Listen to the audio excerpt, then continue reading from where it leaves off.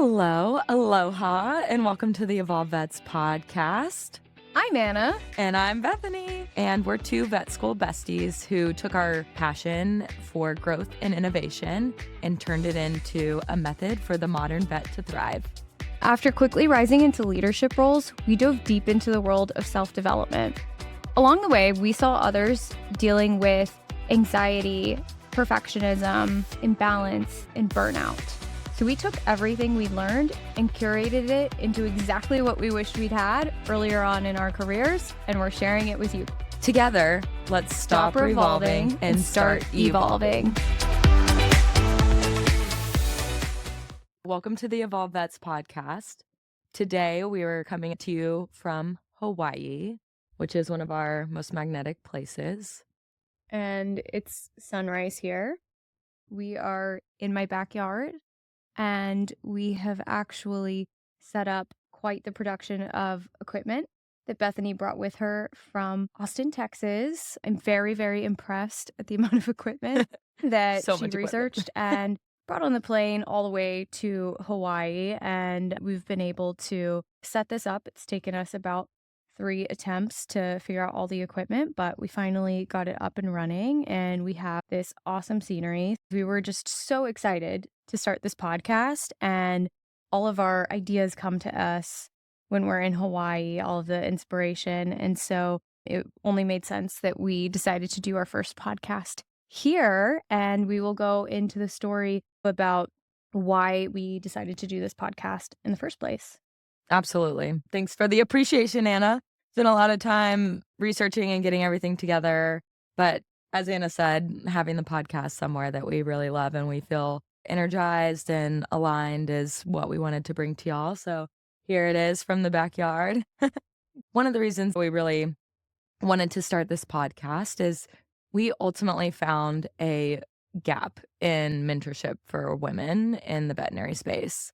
As young female veterinarians, once we graduated from vet school, we found ourselves having to develop our own versions of mentorship, go out and get extra layers of help or extra courses. Ultimately, I feel like we're really missing a community for women in veterinary medicine.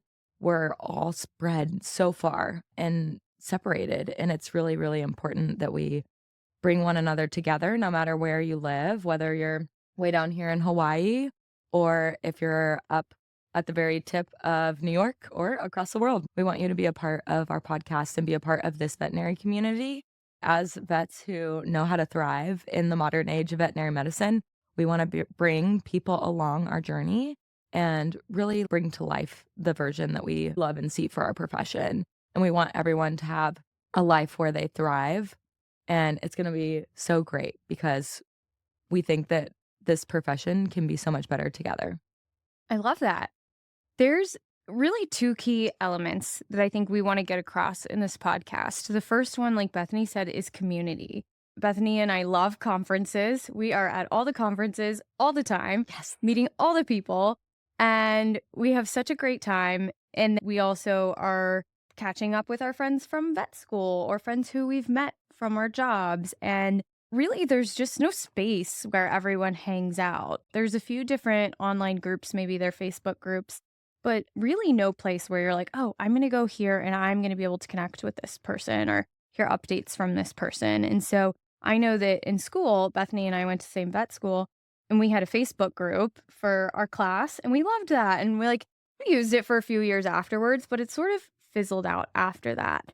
And while we would love for our community to be in person, and that's the hope that we can create experiences in person one day, we are going to build this community of women. We want to connect women who are in vet school with women who are more seasoned veterinarians. Maybe they're in a director role at a headquarters. Maybe they're a medical director. Maybe they're a chief medical officer. Maybe they're a business owner, practice owner, associate veterinarian, relief veterinarian. We want to be able to connect women so that we can all learn from each other and support each other.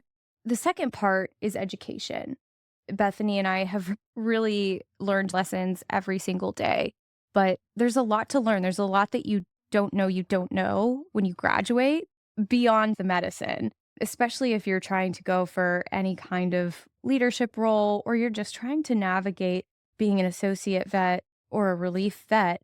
There's so much to learn about business. Like, how do you advocate for yourself? How do you appropriately and professionally negotiate in a way that feels good for women? How do you calculate your production? How do you know if you're being paid fairly? Then there are other things like emotional intelligence that we want to teach, communication with the team, with customers who come in. The last part that we want to teach is this empowered leadership. This is the concept of being able to lead yourself and then eventually being able to lead others. And we believe that every veterinarian is a leader. That's what we signed up for. That's the profession. And then some people go on and choose to lead other people. They want to lead teams and go into more traditional leadership roles. However, we think that no matter what role you choose, you are a leader and there are skills to learn so that you can help beat burnout, so that you can really have a sustainable career. And we want to be able to share those experiences from other women. I do strongly believe that women have a different approach than men.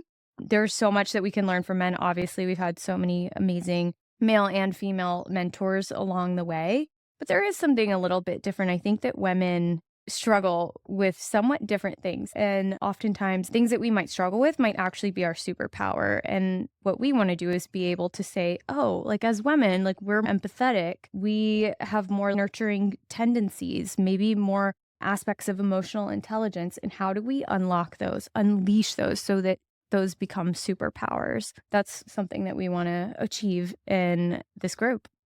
But as Anna and I mentioned, we've been able to essentially go through many, many forms of learning throughout our careers. We grew up as young veterinarians and actually became really amazing leaders. So Anna grew up on the headquarters side, Grew into up in that. headquarters, startups, all the fun, innovative things that are really wacky and different. And I grew up more in the field. And I say grew up not as in that was my childhood, but that's really like where I developed my leadership skills and how I'm able to accomplish all the things that I've achieved as a leader really comes from interacting with people in the hospitals, diving deep into their challenges, their problems, and helping make that hospital and the people in that hospital feel loved, secure, and successful. And it's kind of the perfect combination for something like this because what we've learned is you become the best leader when you're actually working on yourself. You can spend a ton of time hoping that person that you report to does more work to show you what you're supposed to learn. Or you can spend a ton of time saying somebody didn't give you a development plan or give you exact goals that you need to work on and put that on them. Or you can do the approach that Anna and I love, which is really just taking a moment to lean in and figure out this is where I'm at today. This is where I want to be. What are my next steps and how do I get there? And we've actually come up with a process that we love and really hold dear to our hearts that we want to be able to just share with you as a part of our Evolved Vets community and use this as a way to celebrate you and help you evolve through your modern veterinary journey. There's three essential steps we focus on when we think about how to elevate. The first of the three components is meditation. So, going in, reflecting on your past, thinking about the things that have shaped you up into your life today, and ultimately how you come to know yourself, like what you believe in. What are the things maybe you don't agree with anymore, or maybe things that were put on you from culture or the people in your life that maybe you don't truly align with? Doing that internal reflection and meditating and spending the time to dive deep, know who you are and where you come from and the things that light you on fire is really that spark that is going to cause this transition. Meditation, it's starting the process of healing past traumas. And there's a lot that can be considered a trauma, right? There's smaller, quicker things and then bigger life events that can be pretty traumatic. And everyone has some version of those traumas to heal. And those traumas influence how we show up. I definitely still have ways that I was raised that will influence how I show up today for worse or for better. And there's always things that I'm dealing with saying, like, do I really need to have that lens on? Or maybe is there like a more productive lens that I can put on? I've spent a lot of time with Bethany as my accountability buddy, healing those traumas, finding a new perspective to look at them through, and then being able to really show up differently and erase some of those limiting beliefs that I've had. And so that's our hope with this community that when we introduce our process, meditation is really a reflection and a time to go back and say, oh, why am I showing up this way? Mhm. And maybe there's another way of showing up, which we'll get into step 2 of our method, which we've coined the name elevation. So think of this like a visualization, a manifestation. Manifestation was like the word of 2024. Bethany and I love doing this. This is one of the fun parts. This is like where you get to totally expand your mind and think big and say, what are my dreams? What does an ideal day look like in the life? What does my life look like 10 years from now, 20 years from now, 30 years from now? What are those big dreams and goals that you want to achieve? And more importantly, what are the feelings that you want that to evoke? So it might be difficult to get to specific goals. Maybe you have them, maybe you don't. But really think about the feelings. Do you want to feel a sense of peace, of relaxation? Are you today rushing around all the time? That's at least something that was true for me. I felt like I was always rushing, rushing, rushing. And I am calling in a sense of peace and clarity and a more of a intentionality. So it's really an opportunity to think about those feelings and start to feel them in your body. Your eyes are closed. You're visualizing the future. Yeah, and I think a lot about for us elevations is really being able to dive deep on what the best version of you looks like or what the most authentic version of you looks like and how you show up in a way that really feels aligned with who you are in your soul. So everybody has special gifts. And what does it look like when you get to really celebrate those gifts or do the things that you love more regularly? If you really love creating and maybe from some past versions of yourself, you've been told that creating isn't something that you're good at or you're not talented enough to be able to do those things, even though it brings your heart a lot of joy to do them, then practicing and understanding like what those core things are that your heart and your soul desires is going to be huge when it comes to elevation. And it's a lot of thinking about how would I act if this situation came up in the hospital again? What would the highest version of me do next time? How do I show up in a way that's going to honor me and who I truly am, but also be the next layer of respectful and share love and share compassion with others? And so it's almost like the feelings, but also envisioning and understanding with such clarity on how you can do it better the next time and what the truest version of you looks like. And we have number 3, which is our integration phase. And so what we believe and what we practiced in our time as veterinarians is really small steps over a consistent amount of time can lead to great results. So ultimately, what we focus on and what we look for is those tiny little baby steps or small steps in alignment towards the vision of what you want, that healed version of you looking at your future and saying, this is my elevated self. Great. Now I understand the feeling and I understand what great looks like. Now, how do I start taking steps to get there? And really, the integration phase is living out your dreams and celebrating your dreams and being present for them. Anna's example was peace. So, if you're trying to call in peace, what is the small thing that you're going to do for the month of January to incorporate peace? So, maybe you can give us an example of what that Oh, might look like. yes, I have one. So I already did all of my goal setting. I have a whole spreadsheet. Happy to share that with anyone Yes. who Oh, would like it. and it's good for everybody to know we're recording this in the beginning of January. 2025 just rang in. So goals are very heavy on the On mind our right now. minds. I'm calling in a wind down routine. Right now, I have a morning routine. So I do my journaling, I do my exercising, my meditations, but I don't have a good routine before I go to sleep.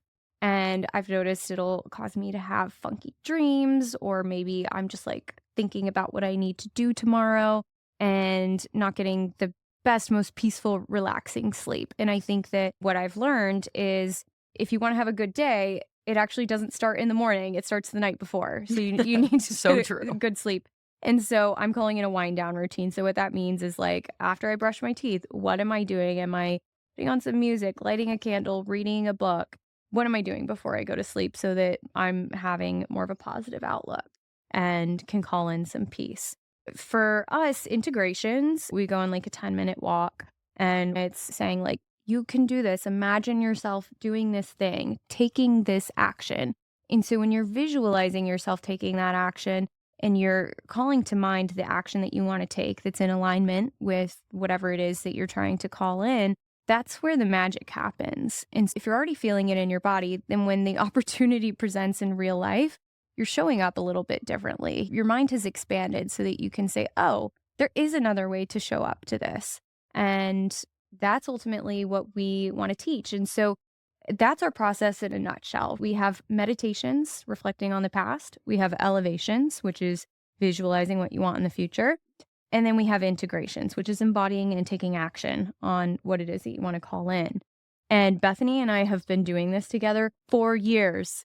We Yes. actually call each other every Sunday, every single Sunday, and we reflect on our week and we go through those actions and we're able to hold each other accountable and say, hey, I think that you wanted to call in this thing. Like, how's that going? And so the accountability and being able to talk it through is what really makes the difference. It's so We true. The accountability buddy thing is phone calls, and we're just debriefing and making sure that we're holding each other accountable to living the most authentic life. It's beautiful to have that relationship with someone where you can really be vulnerable and trust. Since we started doing it several years ago, our friendship has grown so much closer. And I'd say we're living these authentic lives. Look at us. We're like watching the sunrise in Hawaii. Ladies, we're doing this Ladies. podcast This one. in Hawaii. This is us taking a bold, aligned action. Yeah, and this is like a little bit scary because we don't really know what we're doing. So us No. being vulnerable here, we are two veterinarians who love our jobs, our families, our friends. We're just normal people like y'all. And we were just thinking, wow, there's clearly a gap in veterinary medicine for what women need. And we're so happy to share our knowledge and share the things that we've learned. And so this is like an easy, free way that you get access to things that we've learned. And also super fun for us because, as Anna said earlier, we love a good community. I want to touch on this podcast a little bit more, and that includes our name as well. Yes. We should talk about the name. This is the Evolved Vets podcast. So what the heck is the Evolved Vets? What the heck? When we were brainstorming names, what do we want to call it? What do we want to call this community that we hope to create? And we had these lists. We made like long lists. Bethany and I both made the list. And then we narrowed it down and we each chose maybe our top 3. And the word evolved was on the top. And then I get into an Uber in New York and I'm headed to the airport and it's this man and he's semi-retired and he said he had a few houses in different places that he doesn't necessarily need to do Uber to make money, but he loves to do it because he gets to meet so many new people. And he said that in the world, you're always revolving. You have the same circle of people, the same bubble. And so you go in these circles and you're just revolving. And he said that he wants to evolve. And that's his motto, that he likes to bring new people into his car, talk to people that he otherwise never would talk to, hear their stories, share his story. And he's evolving every time he does an Uber ride. And I was like, boom, flashing lights, inspiration. Like, this has got to be our name. Let's stop revolving and start evolving. And so we really want to bring that to the industry. And while Anna was having this really fun Uber ride, that might have been weird to other people, but for some reason who were like, yes, the universe wants us to name it the Evolved Vets. I was having similar feelings. I didn't have quite the transformative experience that Anna did in her So Uber ride. But it was still super fun because I was feeling called to the name as well. Just when I was thinking about how do we want to show up as authorities in our field and be able to share our knowledge with people and people who want to be the modern age of a veterinarian.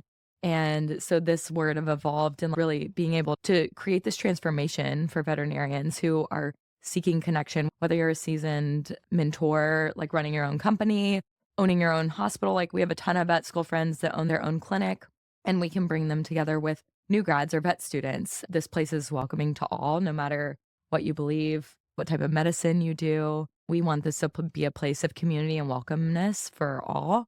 And so we're really thankful that you're here and spending time with us. On this podcast, we are going to bring it to you real.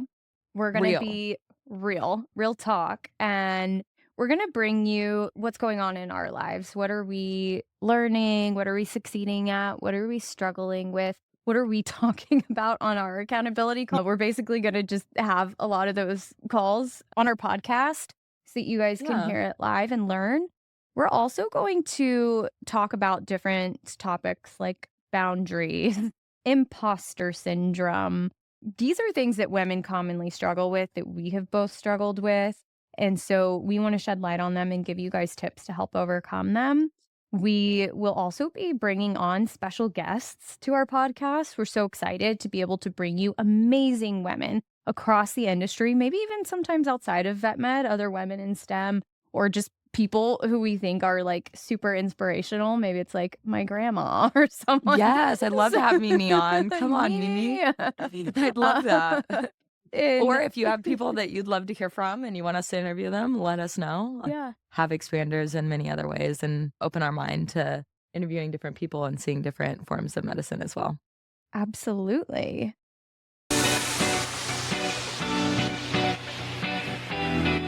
So, how did Anna and I meet? So Bethany and I met in vet school. We went to the same vet school. We graduated from Texas A&M in 2018. Do a whoop. Oh, whoop. Such a You're bad more of idea. a whooper Whoop. than I Yeah, am. that's true. I was like You have over to here, whoop. like drinking my coffee. And we met in vet school and we knew each other the first few years, but really became close during our fourth year because we had so many rotations together, including one that I will never forget, necropsy. And there's just these vivid memories of Ugh. us trauma bonding to each other because we had all these big cows and horses and all the things. Mm. And Bethany was like, stuffing her Oh nose my with gosh, I tissues was. with like Vicks vapor rub on them. Yeah, I would literally just try and block the smell from my nose in as many ways possible because I get nauseous when I smell dead things. Yeah, oh yeah, I mean, that's normal. It's Yeah, like totally normal. shocker. And Shocker. and so yesterday, actually, Bethany was asking this question, like, do any songs bring back memories of Yeah. certain situations? Right. And I have one that will always bring me Oh, back to shoot. necropsy. It's that song, like, if you can meet me in the middle. Oh, Like, yeah, that's a good you know, one. like, Yeah, do you yeah, remember that? It yeah. was played over and over It and was. over It again was. It was the in theme of necropsy. in necropsy, and so, yeah. Literally just meet me in the middle. Yeah, Yeah, so okay. We'll have to play that as, like, the exit song this yeah, time. exactly, that's our outro. Yes. But that's how we met, and then we became super close friends after that. Yeah, we've talked every week on the phone since then, and it's been super fun, and we've been able to grow and love on one another and help each other elevate. And now we're bringing you a podcast. Like, one reason why we wanna create this podcast for women specifically, which men are totally welcome to join, anyone is welcome to join and listen to the podcast, even if you're not a vet, like, you're totally welcome. A lot of the information will be applied to veterinary medicine, but is really just good information overall. The truth is we're just experts at veterinary medicine, so if anybody else finds ways to apply what we talk about, excellent. We're just leaning into what we know and what we're great at, and so you're welcome to join. But also know we are gonna highlight and celebrate the things that we're awesome at. That we talk about what we know. In general, I noticed that in my career, I was seeing an inequality between the number of women in vet med, right? Vet med is majority women, but the number of women in leadership didn't match that. There's still a lot more men in leadership roles in vet med. Why is that? There are a few reasons that I would see women get passed up for promotions or struggle once they got to a certain level, because there are qualities that make us exceptional veterinarians, right? There are things like we had to do so well in school. We have to have a lot of perfectionistic qualities that get us to be these type A people who are able to become professionals and to be able to do surgeries and do all of these things for pets. And then you get to a certain level where you maybe rise into a leadership role and you start to realize that the way that you have to show up as a leader is pretty different. Instead of being the doer, you have to allow other people to do. And so you have to be okay with the way that other people do things. And you can't necessarily micromanage them into doing those things. You have to be able to inspire them. You have to make them yearn to do the things that you would like them to do. And that takes a very different skill set than what got us into veterinary medicine. And so that transition right there is something that we want to talk about and that we want to shed some light on so that we can help. That's a very common thing for veterinarians. That's something that I had to learn as a young leader in the field. The more I got promoted, the more I had to learn. I need to delegate, then trust that somebody's going to do it great. We ultimately find is there's a transition that you need to make where you start to say, these are the expectations for where we need to get to, and they can do it in their own way. And that's great. And so going through that transition is something common and something that I personally had to learn as a growing leader throughout my career as a veterinarian to be successful. Another thing that I saw is that women would get coined as like too emotional. And obviously, we have emotions, and women are also known to be more empathetic leaders, which is absolutely a superpower. Huge win. Huge win. But there's a way to show up. And the answer is not just show up like a man would show up. That's not the answer. There's actually a book that I thought was phenomenal. Funny title. It's called something like Nice Girls Don't Get the Corner Office. And it gives you the differences between men and women and some really practical tips for how women can show up in the workplace. And this is relevant to all of us, even if you're not in an office, if you're practicing veterinarian, it's really helpful. So would highly recommend. We do just want to shed light on the fact that the emotional intelligence that women have, the empathy, that's a superpower. And sometimes superpowers, if used incorrectly, could become a weakness. We're here to be able to teach everyone how to use that and harness it and use it in the right way so that it actually makes you an even stronger veterinarian and be able to connect with your team more, with pets more, with people more. And that's absolutely something that makes you so valuable in your job. I think that's really great. Thanks for sharing some of the things that you saw as challenges throughout veterinary medicine. I think one of the biggest challenges for me as a young veterinarian who became a medical leader, ran a hospital from the medical perspective, was being able to put myself first and set boundaries around when I could take time off. And I noticed if I even needed a day to take off for my sister's graduation or these really big life events, I would just be consumed with this guilt. I would log on to the records portal and type records for people because I felt bad that I wasn't there. And that rescuer mentality really caps how your team can grow. But it also left me feeling pretty restless and exhausted, to be honest.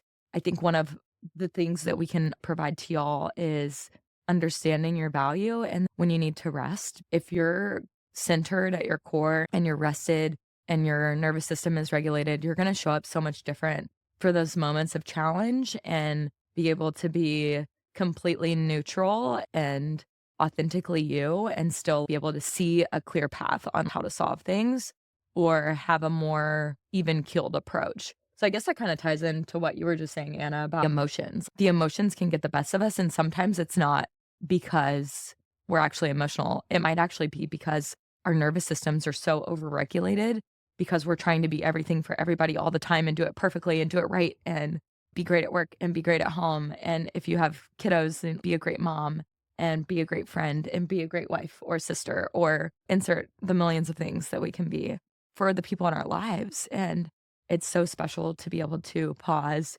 rest.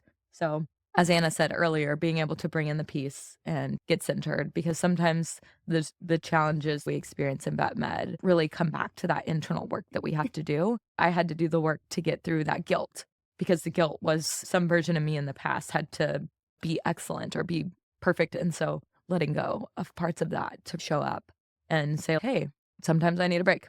And that's normal. And we don't have all the answers, but we're here to share what we've learned and open up the conversation to what y'all have learned too. Absolutely. That's an example that resonates with probably everyone. I know. I noticed myself, I just like feel bad for, Bethany Yeah. 5 years ago, Yeah. figuring all that Worked out. so hard.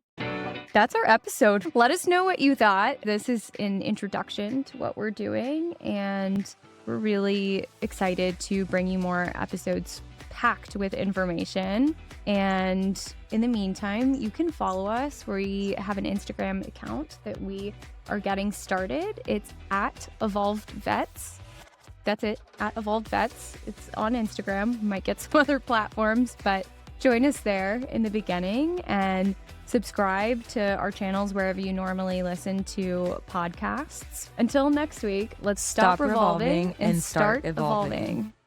See you See you next guys week. next week. Aloha. Aloha.